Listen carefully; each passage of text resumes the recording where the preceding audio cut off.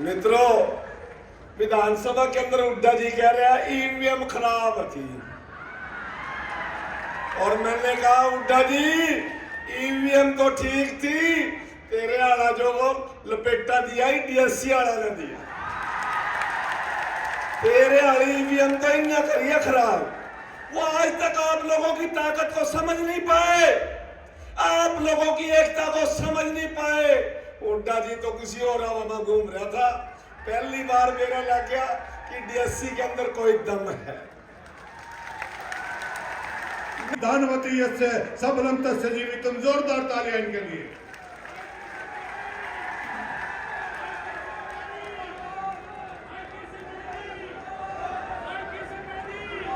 हमारे सामने के मंच पर विराजमान परम श्रद्धे परम पूजनीय संतगण के साथ बहुत लगातार ताड़ी बजाकर पूरा जबरदस्त तरीके से ये लोग भी वो लोग भी बहुत जोरदार तरीके से और जोरदार तरीके से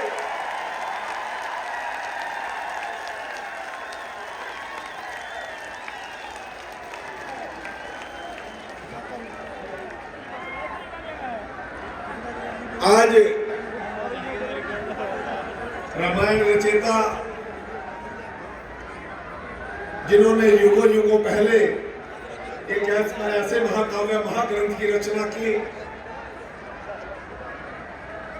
भगवान वाल्मीकि महाराज जी के इस जयंती समारोह में हम सबको अपना आशीर्वाद देने के लिए हमारे बीच पहुंचे हमारे बहुत ही लोकप्रिय मुख्यमंत्री, गरीबों की आन बान शान श्रीमान नायब सैनी जी,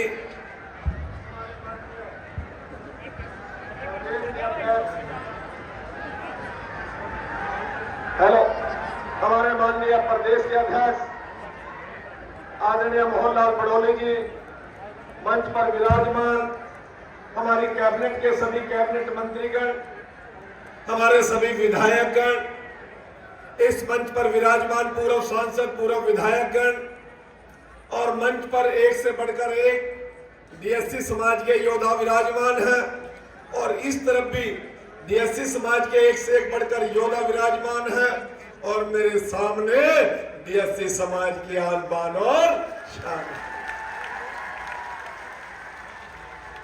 मित्रों, मुख्यमंत्री जी ने इसी जीत में कहा था कि आप तीसरी बार सरकार बनाने का काम करो, पहली कलम से और पहली कैबिनेट में आपका भाग्य लिखने का काम मैं करूंगा। अरे मित्रों, आपने 5 तारीख को अपना वादा पूरा किया और मुख्यमंत्री जी ने 18 तारीख को आपके बच्चों का भाग्य लिखने का काम कर दिया। आपने ये हंसता हुआ चेहरा देखा है, ये सौम्य चेहरा देखा है, ये मीठा बोलता हुआ चेहरा देखा है, परंतु दृढ़ निश्चयी चेहरा तो 18 तारीख को नजर आया जब मुख्यमंत्री जी ने अपना वादा पूरा कर दिया। साथियों, बहुत चर्चा थी। चर्चा ये थी कि यहाँ पर ताऊ देवीलाल जी ने सबसे बड़ी रैली की थी, यहाँ पर बंसीलाल जी ने जीत में सबसे बड़ा इतिहास रचा था। और जब मैं यहाँ पे इस पंडाल को देखने के लिए आया तो अधिकारी मुझे कुछ कुछ बता रहे थे, मुझे पता था वो ताऊ देवीलाल जी ने इतिहास रचा था। 87 से पहले 96 से पहले बंसीलाल जी ने रचा था, परंतु जो डीएससी समाज करने जा रहा है उसका कोई तोड़ नहीं होगा। आज के बाद तीसरा आयोजन ये भी जुड़ गया कि डीएससी समाज के अंदर भी इतनी ताकत है कि ना भूत हो ना भविष्य में इससे बड़ा आयोजन कोई कर भी नहीं पाएगा। ये सिर्फ प्यार है माननीय नायब सिंह सैनी जी का, ये प्यार है अपने लोकप्रिय मुख्यमंत्री का, ये जो प्यार है आपके बच्चों का जो भाग्य लिखा गया है उस कलम का प्यार है। मित्रों, बहुत से महानुभाव यहाँ मंच पर विराजमान हैं। बहुत लोग वक्ता बोलना चाहते थे, परंतु मुख्यमंत्री जी का आदेश हम सबके लिए आदेश होता है। मुख्यमंत्री जी को तुरंत राजस्थान जाना था, कई सांसदगण रह गए बिना बोले, हमारे सभी कैबिनेट मंत्री रह गए बिना बोले, हमारे सामाजिक और राजनीतिक के साथ साथ हमारे धार्मिक संत समाज के लोग भी रह गए। मैं सभी से क्षमा याचना करता हूँ। मैं भी अपनी बात को कम करना चाहता हूँ। मैं तो केवल 2 बातों में मुख्यमंत्री जी आपके संज्ञान के बीच में एक बात लाना चाहता हूँ। ये जो DSC समाज का भाग्य आपने 18 अक्टूबर 2024 को लिखा, ये छोटी मोटी लड़ाई नहीं है। ये जब ज्वाइंट पंजाब था तब से हमारी लड़ाई चल रही है। 1975 के अंदर पंजाब के लोगों को तो मंजिल मिल गई, परंतु हरियाणा के लोगों को मंजिल नहीं मिली। 1975 से लेकर लगातार हमारे संत गणों ने, हमारे सामाजिक संगठनों ने, हमारे राजनीतिक लोगों ने इस लड़ाई को लड़ने का काम किया। यदि इस मंच से बोलूं तो सैकड़ों हजारों लोगों के नाम लेने पड़ेंगे। मैं धन्यवाद करता हूं।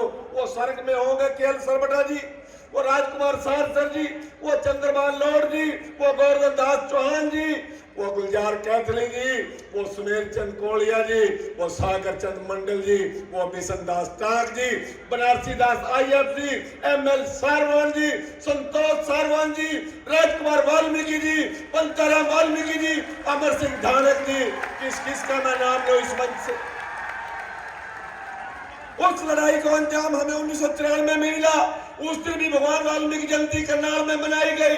भजन लाल जी से ने हमारे भाग्य लिखने का काम किया, परंतु दुर्भाग्य हमारा तब शुरू हुआ जब हमारे लोगों ने बहकावे में आके भूपेंद्र हुड्डा की सरकार बना दी। एक आदमी ने PIL डाल दी हाई कोर्ट के अंदर।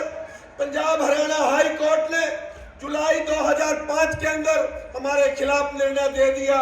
और निर्णय क्या दे दिया? वो निर्णय तो पंजाब के खिलाफ भी आया था, परंतु दुर्भाग्य पंजाब के अमरिंदर सिंह मुख्यमंत्री ने रातों रात विधानसभा बनाकर उसको एक्ट बना दिया और उन लोगों के अधिकारों का हनन नहीं होने दिया।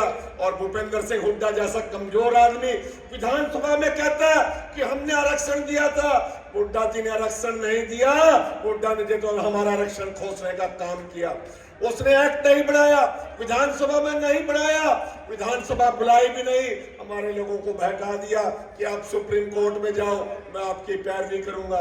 अरे मित्रों, वो जो पंजाब हरियाणा हाई कोर्ट का निर्णय था वो केवल एम्प्लॉयमेंट के खिलाफ था और हुड्डा जी ने तो हमारा एजुकेशन के अंदर भी स्टे लागू कर दिया। ये बहुत लंबी लड़ाई जब शुरू हुई तो 2018 आते आते माननीय मनोहर लाल जी को मैंने ये बात समझाई, माननीय मुख्यमंत्री जी ये जो स्टे है ये तो केवल नौकरियों पे है, एजुकेशन में नहीं है। तब मनोहर लाल जी ने हमें एजुकेशन में आरक्षण देने का काम किया। अरे मित्रों, अगस्त में सुप्रीम कोर्ट का फैसला आ गया, हाई सीटिंग जज ने फैसला दे दिया। उन्होंने ये भी बात कह दी जो मुख्यमंत्री जिस स्टेट का चाहे आरक्षण में वर्गीकरण दे सकता है, किसी की गात में जान नहीं थी। धन्यवाद नायब सिंह जी, आपने वो शेरनी का दूध पिया और आपने कह दिया कि ये पहल मैं करूंगा। और उससे बड़ा बयान मोहनलाल बड़ौली जी ने दे दिया। भाई मेरी बात सुन लो, मैं तबार कर लो मेरा। मैं मोहनलाल बड़ौली जी के साथ प्रेस कॉन्फ्रेंस में था। भाई नायब सिंह सैनी जी से आपके आरक्षण का लाभ मैं दिलाने का काम करूंगा। एक बार मोहनलाल बड़ौली जी के लिए भी जोरदार तालियां। मित्रों, भाई दिसंबर मंच पे बैठे हैं, कैबिनेट में ये मुद्दा आते आते रह गया, परंतु हमारे लोगों के बीच दिलों में एक बहुत बड़ी मायूसी आ गई, उदासी आ गई। परंतु नायब सिंह सैनी जी अपने जुबान के पक्के धनी और मोहनलाल बड़ौली जी ने विश्वास दे दिया। और विश्वास कहां दिया था भाई? स्वदेश जी कहां दिया था? यही जींद में। क्या कहा था? मेरे DSC समाज के लोगों, आप 5 तारीख को सरकार बना दो, पहली कलम से तारा भाग्य मैं लिख दूंगा। मित्रों, विधानसभा के अंदर हुड्डा जी कह रहे हैं EVM खराब थी और मैंने कहा हुड्डा जी EVM तो ठीक थी, तेरे आला जो वो लपेटा दिया ही DSC आला ने दिया। तेरे वाली EVM तो इन्ना करिए खराब। वो आज तक आप लोगों की ताकत को समझ नहीं पाए। आप लोगों की एकता को समझ नहीं पाए। हुड्डा जी तो किसी और हवा में घूम रहा था। पहली बार मेरा लग गया कि डीएससी के अंदर कोई दम है। मैं नतमस्तक हूं भाइयों, मैं नतमस्तक हूं। आपने जिसको वोट दिया उनको भी पता लग गया, और जिसको नहीं दिया उनने भी दिन में तारे दिख दिए। नायब जी आपका एहसान मान रहा, पूरा मंत्रिमंडल आपका एहसान मान रहा, पूरी बीजेपी आपका एहसान मान रही, और जिनका सूद खराब हो गया वहां भी पड़े पड़े सोच रहे हैं भाई डीएससी वाला मामला तो सूद लेना पड़ेगा। आप लोग एक बार मेरे साथ हाथ खड़े करके कह दो कि नायब जी और मोदी जी 2047 तक ये कमल नहीं खिलेगा। कैसे खिलेगा? कैसे खिलेगा? कैसे खिलेगा? 47 तक खिलेगा ना? ये 47 तक खिलेगा ही। ये मेरी माता बहनों का आशीर्वाद है जो सवेरे 5 बजे उठकर नगर पालिका में जाके झाड़ू पोछा करके आती है, जो खेत में मजदूरी करके आती है। आपने उनकी आत्मा को ठंड पहुंचाने का काम किया, उनके बच्चों का भाग्य लिखने का काम किया। मित्रों, और बाद में रोड़ा पाओगे तो मेरे गिला भाई सुन लो एक मिनट। बेदी जी ने मांग नहीं दी, सुनीता दुग्गल ने मांग पत्र नहीं पड़ा, अमरजीत ने मांग पत्र नहीं पड़ा। अब आई तारीख तो मांग 18 तारीख ना पूरी हो ली, अगली और पूरी करा देंगे, चिंता ना करो। बहुत बहुत धन्यवाद, बहुत बहुत धन्यवाद, बहुत बहुत धन्यवाद। जिन बुलंदियों पे ये